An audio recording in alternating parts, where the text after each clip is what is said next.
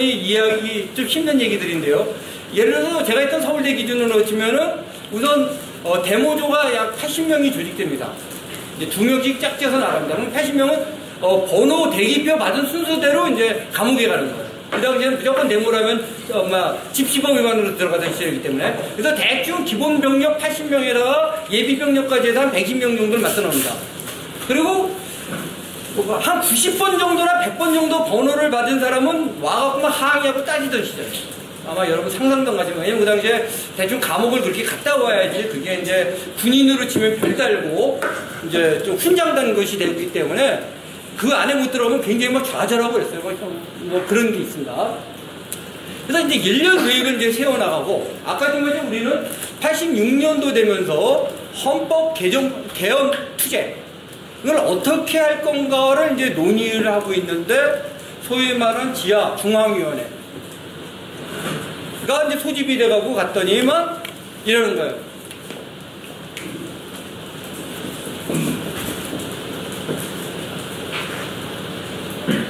조직에 지금 에이즈 환자가 출연했다고 한다.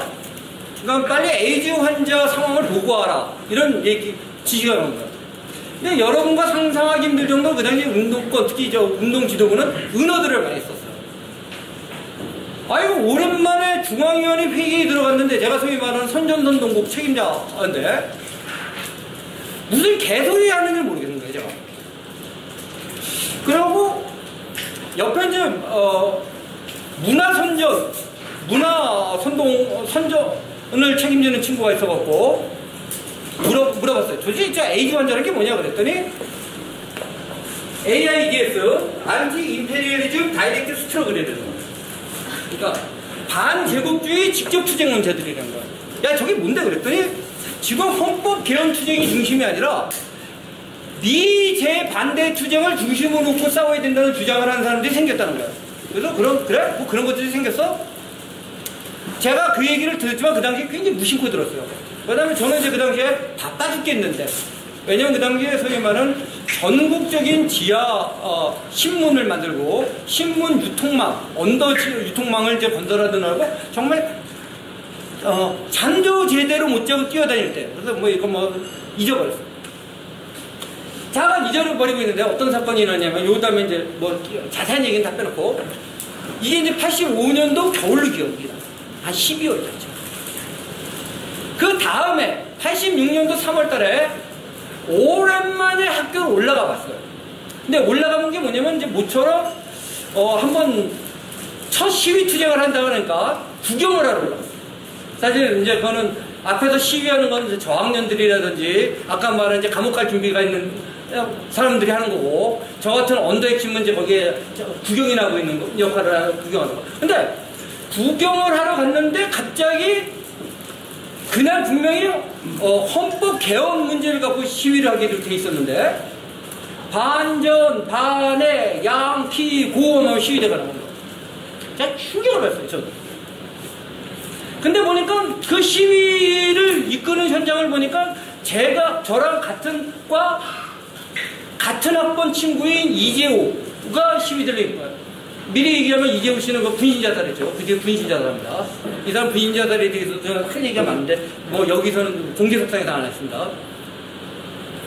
그래갖고 제가 이제 할 수 없이 과사무실 쪽으로 갔더니만 저를 알아보는 약간 운동권 후배들이 저를 보더니 막 사닥으로 도망가는 거예요. 나중에 알게 된 거는, 저는 소위 말하는 블랙리스트에 올라가 있었고, 그래서 저하고는 얘기하면 안 됩니다. 자, 쉽게 말해서 기존에 언더 지도부가 있었는데, 언더 지도부에서 조직국 쪽은 완전히 장악이 당했고, 제가 있던 선전선동국은 한 절반 정도가 장악이 됐어요. 모여 계세요. 정체를 알 수 없는 세력이에요. 자, 그런 과정에서 다 생략하고 갑자기 저희 조직선이 내려오더니, 자, 기존의 지도부는 해산됐다. 그러니 당신은 제가 선을 대고 기다려라 라는 지시를 받았어요. 선을 대고 기다리라고 하는 건요, 여러분 용어로 뭐냐면, 잠시 가만히 있으면요 누가 연락이 옵니다. 연락이 오는 방법은, 이 얘기해주면 요즘 세대는 좀 놀래기도 하는데, 옛날에 공중전화 박스 같은 거 있잖아요. 그러면 예를 들어서 이제 연세대학교 앞에 공중전화 박스 두 번째 가면은 공중전화 번호 책이 있어요. 책 몇 페이지에 보면은 무슨 낙서가 있게 돼 있어요. 그러면 낙서 숫자를 보고 조합하는 방법이 있어요. 그러면 장소와 시간이 나옵니다. 그러면은 거기에 따라서 만나는 거예요. 그러면 예를 들어서 저는 또 우연일치가 하면 안 되니까 예를 들어서 저 같으면 프랑스어 사전을 들고 타임지를 들고 있어요. 이게 이제 말이 안 되는 거죠. 만약에 프랑스 책을 갖고 프랑스 사전을 갖고 있으면 몰라도 그러면은 누가 와서 뭐 이렇게 뭐 물어봐요. 그러면 이제 그 사람과 이제 접선을 하는 거예요. 또 간첩용어로 접선한다는 거죠. 그래서 이제 만났더니 선을 다 왔어요. 근데 어디서 많이 본 것 같은데 누군지 모르겠어요. 이제 어디서 많이 봤냐? 그것도 이제 알 수가 있는 게 저학년 때 데모할 때 본 거죠. 걔도 이제 운동과 핵심이니까. 근데 이제 저를 보자마자 당시에 이제 제가 제 이름은 이제 황동준이 아니라 그건 이제 뭐 김일성도 진짜 이름이 아니듯이 레닌도 그렇듯이 다 이제 혁명가 이름이 있는데 이제 그 이름을 대면서 동지의 혁명성과 투쟁성은 높게 평가한다. 근데 동지는 주사의 세례를 받지 못한 것으로 알려져 있다.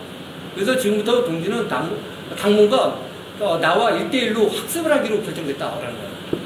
와, 진짜 여러분들 이게 여러분은 전혀 감흥이 없는데요. 저는 하늘이 무너지는 거예요. 진짜 온몸을 다 바쳐서 진짜 혁명 봉사를 하는데 갑자기 이제 계급장 끼워진 거예요. 진짜 무슨 일인지도 모르고. 자, 그럼 어떻게 합니까? 조직의 명령인데. 조직의 명령인데 따라야죠. 그리고 처음에 이 사람이 나한테 준 문건이 뭐냐면은 지금 정확히 했는데 주체사상에 대하여, 그 다음에 주체사상에 대하여 해설, 그 다음에 항일 무장 수쟁사 요거를 갖다 역시 뭐 책이 된 게 아니라 유인물 형태를 주고 지시를 한 것이 뭐냐면은 이제 지금은 허물어졌지만 세운상가 이제 그 3일 국가도로 있는데 지금 청계천 있는데 세운상가에 가서 단파 라디오를 구입해라. 단파 라디오를 구입하면은 몇 시에 단파 라디오 주파수 뭐를 돌려서 청취를 해라 라는 지시를 받은 거야. 자, 약간 충격적이었지만 제가 뭐 그 당시에 약간 돌아있었기 때문에 시킨 대로 따라 했습니다. 그래서 이제 단파 라디오를 그 이제 시간대 갖고 이제 사갖고 주파수를 맞춰갖고 딱 되니까 그때 당시에 이제 충격을 받은 사건이에요. 제가 그렇게 학생운동 볼 수 있다고 생각했는데 이렇게 나와요. 제가 흉내를 내자면 예를 들어서 뭐 10시라고 칩시다. 10시에 되면 10시 조금 전에 맞춰놓고 기다렸는데 치치치치 그러되면 띠띠띠띠띠띠 그래요. 그러니까 우리나라 그 9시 뉴스라는 것처럼. 그러더니 미제와 전두환 군사 깡패두당의 포갑을 들고 신음하는 뭐 동표 여러분, 오늘도 8주 도당의 뭐 포갑을 들고 우리의 한국민족민주전선 방송 뭐 구국의 목소리 방송은 오늘도 재개됩니다. 여기는 서울입니다. 여기는 서울입니다. 여기는 서울입니다. 재밌게도 여기는 서울입니다. 3번 하더라고요. 그런 방송이 나와요. 충격받았어요. 그러면서 뭐라고 나오면 뉴스입니다. 보통 북한 방송은 또 보도입니다. 뭐 이렇게 하는데 이거 꼭 이제 서울말 쓰는 뉴스입니다라고 보도를 해요. 이게 이제 이런 얘기도 조금 이따가 배경을 이렇게. 그래서 보도되는 내용이 뭐냐면, 뉴스 되는 게, 오늘 서울대학교 아크로폴리스 광장에서는 민주하고 500여 명이 모여, 미제 무슨 침략전쟁 작동 팀 스피리트는, 를 중단하라. 되게 구호를 외치면서 격렬하게 시위를 했습니다. 한편, 고려대학교는 이게 충격이에요. 자, 여러분 이게 왜 충격인지 여러분 세대는 이해 못하는 거예요. 여러분 요즘에 인터넷이 있기 때문에 소식이 실시간으로 발표해요. 그리고 그 당시에는 제가 아까 얘기했지만 우리나라의 민주주의가 좀 결함이 있던 시절이기 때문에 학생 시위가 함부로 보도되지 않던 시절이에요. 그래서 시위가 있었다면 보도가 안 되든지 다음날 신문에 일단으로 그냥 시위가 있었다는 연도가 나와요. 그런데 그 방송에는 우리나라 어느 공식 매체도 보도되지 않은 사실을 보도합니다. 그러면 내용이 틀리냐? 맞아요. 단 하나 틀린 과장 빼놓고 뭐냐? 100명쯤 모였으면 500명 모였다고 하는 거, 200명 모이면 2000명 모였다고 하는 거, 숫자를 과장한 거 외에는 정확한 시간과 심지어는 때로는 시위 주동자 이름까지 나와요. 시위 주동자 이름은 시위대에 참여한 사람도 몰라요. 보도된 적도 없어요. 국내는. 그건 나와요. 그러면 아까 말한 저의 지도원 동무가 왜 그걸 들으려고 하냐면 그거 자체가 정치전쟁이에요. 자, 왜냐? 너가 여기서 혁명운동하다 까불거리지만 진정한 혁명 지도부는 이미 존재하고 그 혁명 지도부는 이렇게 정확하게 지도하고 있다는 걸 보이는 거예요. 그 다음에 이제 사실은 그 내용을 들으라는 게 아니라 그 뉴스라고 하는 건 진짜 우리들이 이렇게 장악하고 있다는 걸 보여준 거고, 그 다음에 이제 뭐냐면은 방학 진짜 북한판 혁명판 방송통신대학이 벌어집니다. 그러면 이제 그 다음부터 이제 그 아까 지도원 동기가 되는 건 뭐 주체상상 방장입니다. 그러면 이제 뭐 무슨 교수라고 하는 사람이 나와서 아까 준 그 교재는 받았죠. 그 내용을 강의합니다. 1강, 2강. 그래서 1강 끝나면은 뭐 그럼 내일 또 뵙겠습니다. 내일 한다면서 강의를 해요. 첫 시간은 주체상 강좌. 두 번째는 아까 항일 부장 투쟁사 강좌. 그러니까 방송통신대학에서 공부를 합니다. 앞에 보도를 좀 하고. 그리고 그 지도운동들을 2주에 한 번쯤 보면서 소위 말하는 사상 검열을 합니다.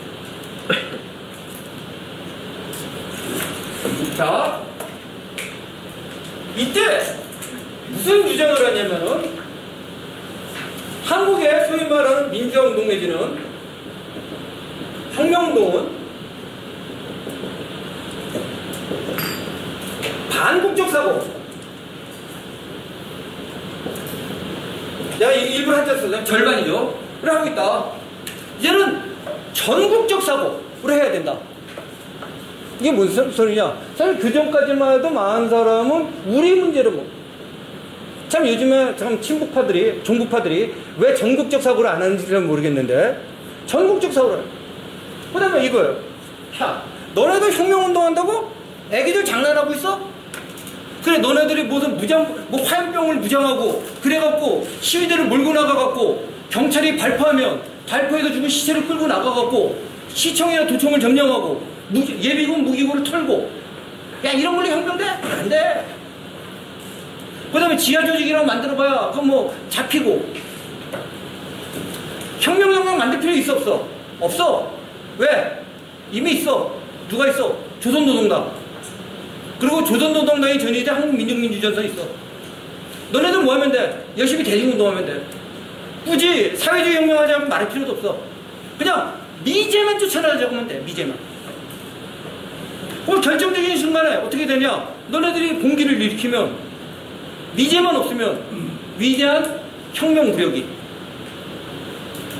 남진에 온다. 와, 아주 심플한 혁명론이에요. 그전에는 뭐 아까 말한 제가 레닌에 감격을 해서 레닌이 지하던 어쩌고저쩌고 했는데 이쪽 혁명론은 아주 단순해요. 그렇기 때문에 모든 혁명 투쟁의 중심은 반미 투쟁이에요. 미제만 물러내면 되는데 뭘 너네들끼리 그 어린애들끼리 혁명 지하정당하면서 혁명을 하겠다고 지랄 엽착이라고 있니? 혁명 무력이 다 있는데 명령한 혁명 무력이. 이게 이제 소위 말하는 주사파들의 존재입니다.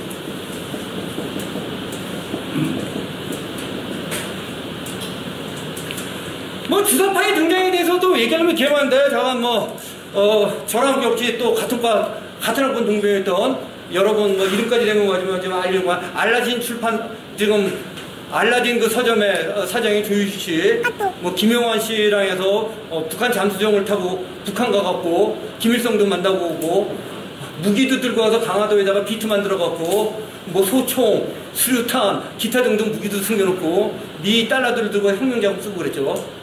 참 여러분 젊은 세대를 보면은 어리다는 생각도 또 한편 드는 게 여러분 나이 때 그런 짓들 하고 있었어요. 무기도 숨겨놓고 봉기한다고. 잠깐 각설하고.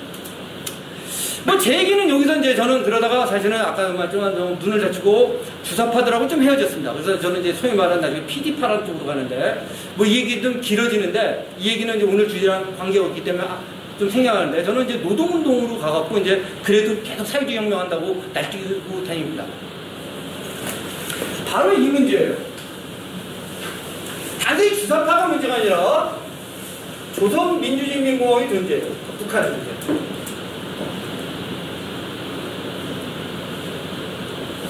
그러면 민주화라고 했을 때 존재하는 두 가지 의미가 있는 거야.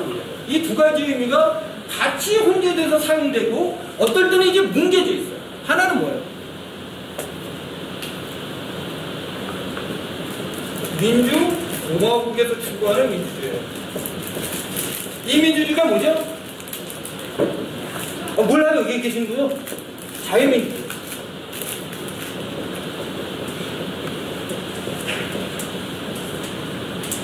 분명히 70년대, 특히 70년대보다 80년대 민주운동은 필요했어요. 어떤 의미에서 필요했냐면 민주공화국을 완성해 나간다는 의미에서, 즉 자유민주주의, 좀 불안한 자유민주주의를 완성해 나간다는 데서 필요했어요. 우리는 민주공화국으로 건국됐지만 완벽한 형태로 만들어진 것이 아니라 그런 싹을 갖고 자랐고, 그러한 민주공화국은 오히려 민주공화국이 진정으로 설정할 수 있는 물적 토대, 자유민주주의는요 어느 정도 경제적인 물적 토대, 중산층이 존재해야지가 나옵니다. 이러한 중산층을 누가 만들어내요? 박정희가 만들어냈어요. 물론 박정희 혼자 만든 건 아니죠. 그러면서 우리가 바로 이러한 자유민주주의가 성숙할 토대가 된 거예요. 그렇기 때문에 87년도에 6.29 선언도 가능했고 이런 민주화가 가능했어요. 그러한 흐름이 분명히 있습니다. 그 다음에 이거는 근데 여기서도 조심해야 될 거는, 마치 이제는 민주가 없었는데 새로 만든 것이 아니라, 그래서 저는 그 말에 동의하지 않습니다. 개인적으로는 건국하고 근대화 산업화한 다음에 민주화 했다. 아니에요. 애초부터 우리는 민주공화국으로 만들어졌어요. 다만 불안정했어요. 이 불완전한 민주공화국이 여러 가지 시련을 겪어서 완성되는 거예요. 자유구도를 쓰죠. 그래서 이거는 굉장히 긍정적인. 그런데 아까 제가 민주만을 강조했을 때 여기에는 인민민주주의를 볼 수가 있습니다.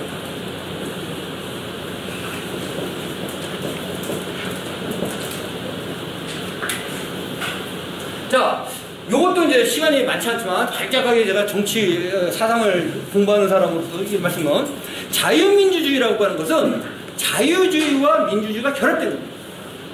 이것도 이제 시간이 없어서 간단히 말하면, 그런데 자유주의와 민주주의가 항상 일치하고 종하진 않아요.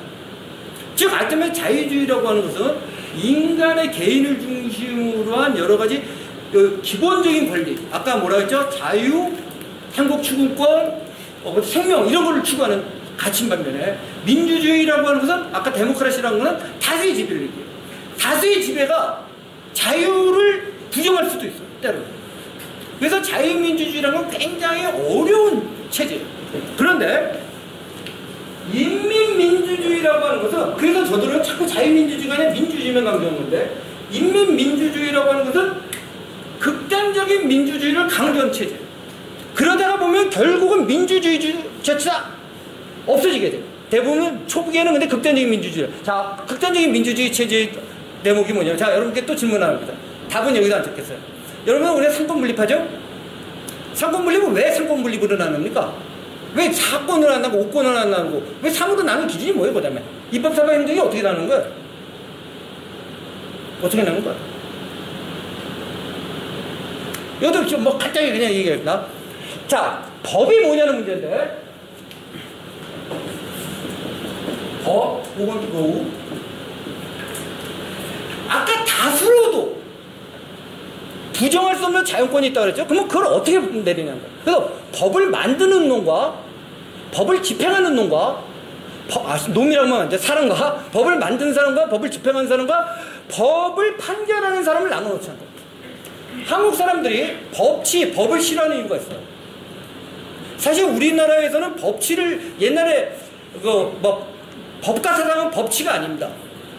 즉 영어로 굳이 자꾸 얘기하면 룰 오브 로하고 룰 바이 로를 우리 착각해요. 조선시대 때까지, 일제시대 때까지 있던 건 법에 의해 통치했어요. 근데 우리가 추구하는 건 법치예요. 법의 통치. 이게 뭐냐면, 자, 법을 따라라. 왜 따르기 싫어? 내가 만든 법이야? 내가 만들어 놓고, 내 왕이 내 마음대로 내가 법을 만들어 놓고 내가 집행하고 내가 판결해. 그런 거예요. 근데 상권 분립은 뭐냐면, 법을 만든 사람과 법을 집행하는 사람과 그 법을 옳은지 틀린지 판결하는 게 다른. 이렇다고 해서 완벽해지지만 그래도 완전 좀 더 공평해질 가능성이 높아집니다. 법을 만든 놈이 집행할 경우는 안 돼요. 근데 특히 판결하는 사람을 봐요. 자, 우리나라에서 입법부 국민 선출하죠. 대통령 우리가 국민 선출하죠. 자, 판사 선출합니까? 그거 굉장히 재밌는 얘기예요. 수도민주주의는 판사도 선출해야 될 것 같지 않아? 물론 그 약점 때문에 일부 대시범 제도 같은 게 있어요. 근데 적어도 또 재밌는 게 미국을 보면, 그 상권분립의 전형이 미국을 보면, 자, 대통령 뭐 어쨌든 간에 국민 선출하죠. 물론 뭐 다른 우리나라 같은 직접은 아니지만 하원 상원 다 뽑죠. 미국의 그 연방 대법원 판사 종신제인 거 아세요? 한번 뽑으면은 끝까지 가는 거? 종신제 9명이에요. 왜 그럴까? 그 사람들은 뭘로 판단하는 거지? 국민의 여론을 판단하는 거예요? 아니, 법대로 판단하는 거예요. 제가 이제 너무 또 말이 통하는데, 우리나라 사람 중에, 한국 사람들 법대생들 말 중에 제일 조금 이제 없어져야 될 말이, 이러죠. 사법권 무슨 수석 같은 거 하면은, 나는 법대 가서 판사가 돼갖고, 가난한 자와 약한 자를 위하는 판사가 되겠다. 이 말 틀린 말입니까? 맞는 말입니까? 그 학생의 의도는 알겠지만, 좋은 의도는 알겠지만, 이 말은 틀린 말입니다. 이 얘기는 마치 이 얘기나 같습니다. 나는 축구 심판이 돼서 약한 팀 편이 되는 축구 심판이 되겠습니다 하는 얘기랑 똑같아요. 판사는 법에 따라서 집행하는 겁니다. 근데 우리는 그 얘기가 뭐냐면 법은 나를 압박하는 거였어요. 나를 구속하는 거였어요. 근데 서구에서의 법의 사상은 거꾸로 강한 자도 지키라고 하면서 나온 법이에요. 혹시 자, 이 얘기는 또 너무 이제 그쪽으로 뺀다. 자, 북한 얘기하려고요. 순수 민주주의만 강조하자면 가장 좋은 법관 제도가 뭔지 알아요? 인민재판이에요. 왜 판사가 재판을 해? 아까도 했지만 이 사람이 지각을 했다. 죽일까 말까? 민중이죠. 민중이죠. 이게 인민재판입니다. 북한에서 인민재판한 거예요. 이게 이제 인민민주주의. 그래서 제가 말씀드린 거 이제 정리를 하고, 그 다음에 이제 질문을 받고 여러분과 이제 대화를 하려는데 너무 반응이 없어갖고. 첫 번째 얘기한 건, 우리가 이제 민주화가 필요했지만, 민주화가 마치 우리는 민주주의가 전혀 없었는데 민주화가 됐다? 아닙니다. 애초부터 이승만 때부터 불완전하고 연약했지만 민주공화국으로 만들어졌고, 이것을 완성하는 과정이었다는 거. 근데 두 번째, 또 이러한 민주화 과정 속에서 이런 공화국의 가치를 좀 더 강화하고 완성시켜야 하는 노력, 그리고 거기에서 많은 사람이 피땀 흘렸다는 거, 이거 분명한 사실입니다. 그런데 또 하나는 그거와 달리 저 같은 사람, 저 80년대 이유가 어쨌든지 간에 이러한 요소들을 갖고 이것을 민주화라고 이름 붙이고 있어요. 근데 이 세력이 어떻게 나눠지냐면요, 이쪽은 그렇게 되면 구별하려고 항상 자유민주주의라는 말, 헌정적 민주주의라는 말을 붙여요. 저건 절대 그 말, 그냥 민주주의. 그냥 민주주의. 그러면서 그 아까 말한 순서의 사회과학적인 분위기 속에서 민주주의는 사실 자유민주주의만 있는 건 아닙니다. 그 말은 맞습니다. 근데 인민민주주의라고 그러면 우리나라에서 아직까지 좀 힘드니까 그 얘기는 안 하고 뭐 민중민주주의. 근데 민중민주주의, 인민민주주의는 사회과학적으로 똑같은 말이에요. 사회과학적으로 똑같은 말이 어떻게 하냐? 아주 쉬운 방법이 있어요. 한국말이 아까 지금 사회과학적 많은 개념이 불행하게도 소고의 개념이 있단 말이에요. 영어로 모두 번역하는 걸 보면 알아요. 자, 인민민주주의 영어로 뭐죠? 피플스 데모크라시예요. 민중민주주의 뭐죠? 똑같이 피플스 데모크라시입니다. 영어로 똑같이 번역됩니다. 다르게 전혀 번역이 안 돼요. 자, 이런 문제입니다.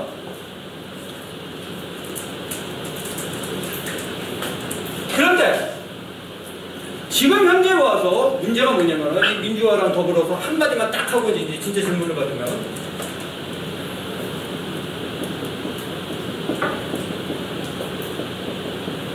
이 민주주의를 아까 말한 인민민주주의적으로 해석하는 세력은 많이 도태됐어요.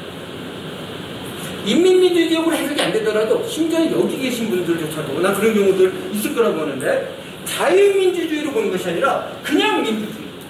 이건 뭐냐면 내가 마음대로 할 수 있다는 생각을 가지고, 다수가 결정하면 된다.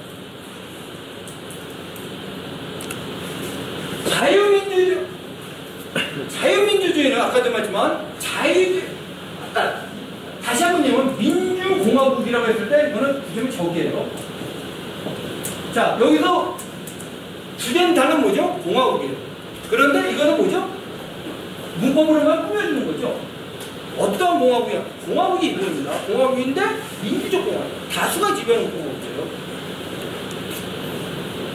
이 지점을 좀 염두에 뒀으면 좋겠습니다. 자, 저 혼자 무지 떠들고 재미없는 얘기 했는데요. 질문을 받고 질문을 중심으로 해서 얘기를 다시 풀어나가고 있습니다.